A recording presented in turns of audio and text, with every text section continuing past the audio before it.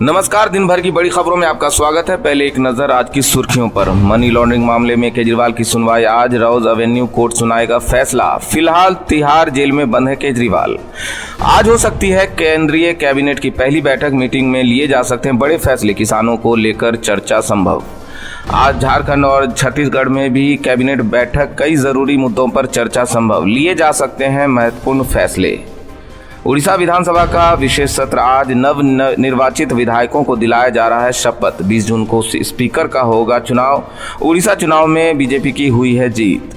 हरियाणा की सियासत से खबर। 20 जून को राज्यपाल से मिलेगा कांग्रेस का प्रतिनिधि मंडल। फ्लोर टेस्ट की करेगा मांग।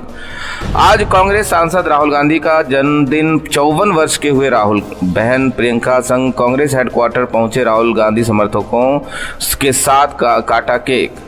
नीट घोटाला मामले में कांग्रेस करेगी देश में आंदोलन। 21 जून को देश भर में कांग्रेस जताएगी विरोध। नोटिफिकेशन जारी कर दी जानकारी। बिहार पहुंचे पीएम मोदी। नालंदा यूनिवर्सिटी के नए कैंपस का किया उद्घाटन। विदेश मंत्री एस जयशंकर भी रहे मौजूद। पीएम के बिहार दौरे पर जयराम रमेश का ट्वीट। पूछा कब मिलेगा पटना विश्वविद्यालय को केंद्रीय विश्वविद्यालय का दर्जा। बिहार को विशेष राज्य का दर्जा देने पर भी पूछे सवाल। आईसीसी T20 विश्व कप में आज से सुपर टीमों के बीच होगा शुरू मुकाबला। आज अमेरिका और दक्षिण अफ्रीका की होगी भिड़ंत। रात 8 बजे से होगा मैच का प्रसारण।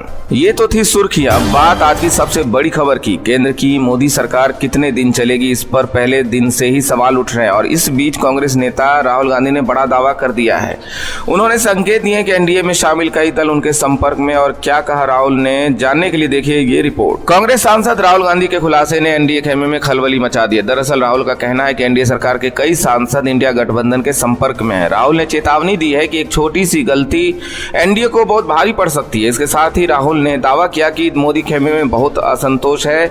उस तरफ से कई दल सरकार गिरने पर पाला बदलने के लिए तैयार है। राहुल ने कहा कि लोकसभा चुनाव के बाद भारतीय राजनीति में बहुत बड़ा बदलाव आया है, जिसके बाद मोदी का विचार और मोदी की छवि खत्म हो गई है। राहुल ने बीजेपी को घेरते हुए कहा कि जो लोग 10 साल से अयोध्या की बात कर रहे थे, उनका वहां की जनता ने सफाया कर दिया। उन्होंने आगे कहा कि धार्मिक नफरत पैदा करने का भाजपा का मूल ढांचा और विचार दोनों ही ध्वस्त हो चुके हैं। राहुल गांधी के इस बयान से बीजेपी और एनडीए के अंदर छटपटाहट तेज हो गई है। आपको बताते चलें कि लोकसभा चुनाव में फैजाबाद यानी अयोध्या सीट पर बीजेपी के लल्लू सिंह को सपा उम्मीदवार अवधेश प्रसाद ने लगभग 55,000 वोटों के अंतर से हराया था।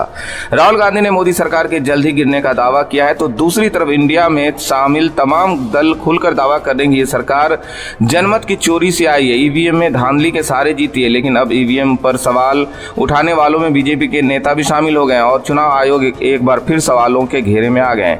तो क्या है पूरा मामला, देखिए ये रिपोर्ट। ईवीएम को लेकर विपक्ष तो पहले से ही मोदी सरकार और चुनाव आयोग पर हमलावर है, तो अब इसमें बीजेपी नेता का नाम भी शामिल हो गया। आपको बता दें कि इस बार के चुनाव नतीजों के बाद कई विपक्षी प्रत्याशियों ने अपनी हार के लिए ईवीएम को जिम्मेदार ठहराया था। अब इस विरोध में बीजेपी के नेता भी कूद गए हैं। हम बात कर रहे हैं अहमदनगर से। बीजेपी के हारे हुए प्रत्याशी सुजय राधाकृष्ण विखे पाटिल को शरद पवार की एनसीपी के नीलेश ज्ञानदेव लंके ने 2,892 वोटों से हराया। और अब विखे पाटिल ईवीएम को अपनी हार का जिम्मेदार मान रहे हैं। इसे लेकर उन्होंने इलेक्ट्रॉनिक वोटिंग मशीन और वीवीपैट यूनिट के मेमोरी वेरिफिकेशन की मांग की है। इसके बाद ये साफ हो गया है कि विपक्षी नहीं बल्कि बीजेपी के नेता भी ईवीएम पर सवाल उठा रहे हैं। कुल 10 उम्मीदवारों ने चुनाव आयोग का दरवाजा खटखटाया है और ये तस्वीर सिर्फ लोकसभा ही नहीं बल्कि विधानसभा में भी नजर आ रही है। पिछले दिनों उड़ीसा में विधानसभा चुनाव हुए।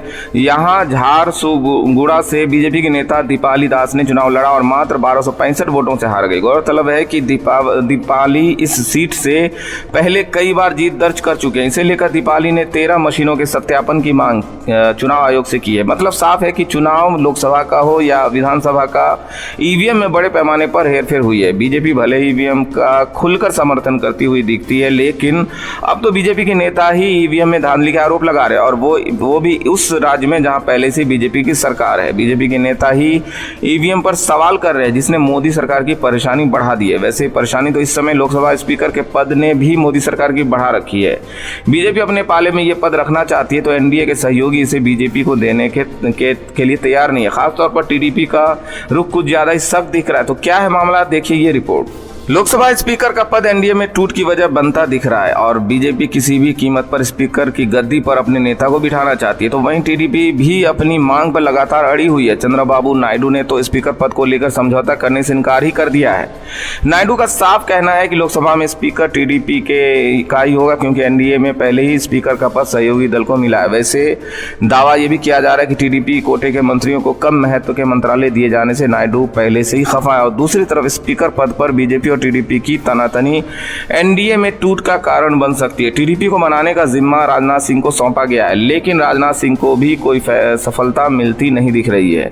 इस बीच टीडीपी की मांग को अब इंडिया गठबंधन का भी समर्थन मिल गया है। इंडिया गठबंधन का कहना है कि स्पीकर अगर टीडीपी का होगा तो वो उसे पूरा समर्थन देगी, और इंडिया गठबंधन ने अपने लिए डिप्टी स्पीकर के पद की मांग की। आपको बता दें कि नायडू के पास 16 सांसद है और ये तय माना जा रहा है कि टीडीपी जहां जाएगी वहीं उनकी सहयोगी पार्टी जनसेना भी जाएगी, जिसके 2 सांसद है, यानी 18 सांसद एक साथ पाला बदलने की तैयारी में। अगर नीतीश कुमार भी नायडू के साथ आ जाते हैं तो 30 सांसद एनडीए से अलग हो जाएंगे, जिससे एक झटके में एनडीए अल्पमत में आ जाएगी। 26 जून को स्पीकर का पद का चुनाव होना है और ये तय माना जा रहा है कि बीजेपी अगर टीडीपी की मांग के आगे नहीं झुकती है तो 26 जून को ही एनडीए में टूट हो सकती है, जिससे बीजेपी के लिए स्पीकर पद तो दूर, सत्ता भी हाथ से पूरी तरह से फिसल जाएगी। टीडीपी लोकसभा स्पीकर की पोस्ट पर समझौते को तैयार नहीं दिख रही है और यह भी माना जा रहा है कि स्पीकर की कुर्सी की ये लड़ाई एनडीए में बगावत का कारण बन सकती है। इस बीच बीजेपी के सांसदों की नाराज होने की खबर भी आ रही है। हाल ही में टीएमसी सांसद ने बीजेपी के 3 सांसदों के पाला बदलने का दावा किया था, इसका सबूत आज दिखाई दे गया। तो क्या है मामला, जानने के लिए देखिए ये रिपोर्ट। 26 जून को संसद के पहले सत्र में मोदी सरकार गिर जाएगी, ये दावा विपक्ष लगातार कर रहा है और उनका दावा अब सच साबित होता हुआ नजर आ रहा है। मंगलवार को बीजेपी सांसद अनंत राय ने पश्चिम बंगाल की मुख्यमंत्री ममता बनर्जी से मुलाकात की। लोकसभा चुनाव 2024 के नतीजों में बीजेपी को पश्चिम बंगाल में तगड़ा झटका लगा है। नतीजों के बाद से ही बंगाल की मुख्यमंत्री काफी एक्टिव हो चुकी हैं और इस कड़ी में उन्होंने greater Cooch Behar peoples association के नेता और बीजेपी के राज्यसभा सांसद नागेंद्र रे उर्फ अनंत महाराज से मुलाकात की है। दोनों नेता के बीच इस मुलाकात के कई मायने निकाले जा रहे हैं। चर्चा शुरू हो गई कि क्या अनंत राय पाला बदलने की तैयारी में है, क्योंकि कुछ ही दिन पहले टीएमसी सांसद साकेत गो ने दावा किया कि बीजेपी के 3 सांसद उनके संपर्क में, जिसके बाद ममता बनर्जी की ये मुलाकात सामने आई है। अनुसूचित जाति से आने वाले अनंत राय का कूच बिहार, दिनाजपुर और जलपाईगुड़ी में काफी प्रभाव माना जा रहा है और अगर ये चर्चाएं साबित हुई तो इस बीच के लिए जोरदार झटका माना जा रहा है, क्योंकि विपक्ष ऐसे कई नेताओं के पाला बदलने के दावे लगातार कर रहा है और अगर ये भी सांसद पलटी मार देते हैं तो एनडीए सरकार 6 महीने में भी मैदान में नहीं टिक पाएगी। हालांकि मुलाकात को लेकर अब तक कोई आधिकारिक बयान सामने नहीं आया है। बीजेपी के सांसद पाला बदलने की तैयारी में है, इसके संकेत लगातार मिल रहे हैं, तो पाला बदलने की कोशिश में उसके सहयोगी भी दिखाई दे रहे हैं। महाराष्ट्र एनडीए में तो जमकर टकराव की खबरें सामने आ रही है। साथ ही एनडीए में शामिल पार्टियों के नेता इंडिया में शामिल होने की तैयारी में जुटे हैं, यानी एनडीए हर तरफ से कमजोर होता दिखाई दे रहा है। महाराष्ट्र में महायुति गठबंधन बड़े संकट में नजर आ रहा है। फिलहाल सत्ता पर काबिज बीजेपी, शिंदे गुट की शिवसेना और एनसीपी अजित गुट का ये गठबंधन इस बार के चुनाव से पहले ही कमजोर होता दिख रहा है। केंद्र की एनडीए सरकार में मंत्रिमंडल के बंटवारे के बाद से जहां गठबंधन में शामिल दोनों ही दल बीजेपी से नाराज नजर आ रहे थे, तो अब अजित गुट ने पीएम मोदी के सामने बड़ी मांग रखने की बात कही और अजित पवार गुट के नेता छगन भुजबल ने कहा कि वो पीएम मोदी से देशव्यापी जाति जनगणना की मांग कर देंगे। तो बता दें कि विपक्ष लंबे समय से जातीय जनगणना की मांग कर रहा है, जबकि मोदी सरकार इसके सख्त खिलाफ रही है। यहां तक कि बिहार के कास्ट सर्वे को लेकर बीजेपी ने कड़ी आपत्ति जताई थी और अब बीजेपी के सहयोगी दल ही विपक्षी मांग पर जोर दे रहे हैं। ऐसे में पार्टी में टकराव बढ़ने की आशंका जताई जा रही है। तो वहीं अजित पवार की पार्टी के अपने विधायक भी पाला बदलने की कगार पे आ गए हैं। एनसीपी शरद गुट के विधायक और शरद पवार के पोते रोहित पवार ने भी बड़ा दावा किया है। रोहित का कहना है कि अजित गुट के 19 विधायक उनके संपर्क में और इस मानसून सत्र के बाद वो पाला बदलने के लिए तैयार हैं। फैसला पार्टी के मुखिया शरद पवार करेंगे। आपको बता दें कि ये दूसरी बार है जब रोहित ने यह दावा किया है, जिसके बाद महाराष्ट्र को लेकर सियासी गलियारे में चर्चाएं काफी तेज है। महाराष्ट्र में 6 महीने में ही विधानसभा चुनाव होने हैं, लेकिन चुनाव से पहले एनडीए की कमजोर बीजेपी की चिंता बढ़ा गई। तो दूसरी तरफ शेयर बाजार में 4 जून को हुई गिरावट को लेकर भी विपक्ष के तेवरों ने मोदी सरकार की चिंता बढ़ा दी है। इंडिया गठबंधन ने इसे लेकर मोदी शाह के इस्तीफे की मांग तक कर दी है और तीसरी बार प्रधानमंत्री बनने के बाद नरेंद्र मोदी इन दोनों विपक्ष के निशाने पे है। अभी जहां ईवीएम को लेकर एक बार फिर मोदी सरकार घिरी हुई है, तो वहीं अब मोदी सरकार पर स्टॉक मार्केट में बड़े घोटाले के आरोप लग रहे हैं। बता दें कि गठबंधन के नेता मंगलवार को सेबी कार्यालय पहुंचे। इस दौरान सेबी चेयरमैन माधवी पुरी से मिलकर सभी ने स्टॉक मार्केट में बड़े बड़े घोटाले की बात कहते हुए मामले की जांच की मांग की।